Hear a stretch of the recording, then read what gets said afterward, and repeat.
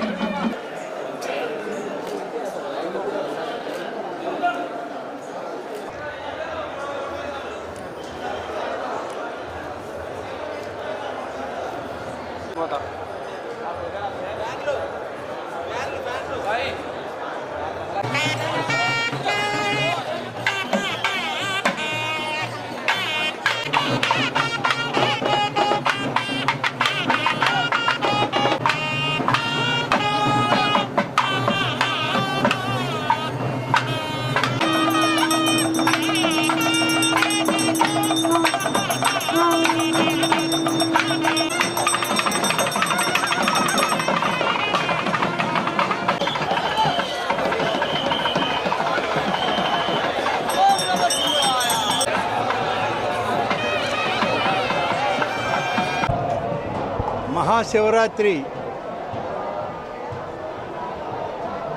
కార్యక్రమాల్లో ఈ యొక్క ఉత్సవాల్లో రాష్ట్ర ప్రభుత్వం నుంచి ప్రభుత్వ లాంఛనాలతో పట్టు వస్త్రాలు స్వామివారికి అమ్మవారికి సమర్పించేటువంటి ఆనవాయితీ గౌరవ ముఖ్యమంత్రి శ్రీ నారా చంద్రబాబు నాయుడు గారు ఈ పవిత్రమైనటువంటి పండుగలో వారే స్వయంగా పాల్గొనాల్సిన సందర్భం. వేరే కార్యక్రమాల్లో రాలేకపోయినందువల్ల ప్రభుత్వం తరఫున దేవాదాయ శాఖ మంత్రిగా నేను ప్రభుత్వ లాంఛనాలని స్వామివారికి అమ్మవారికి స్థానిక శాసనసభ్యులు పవిత్రమైన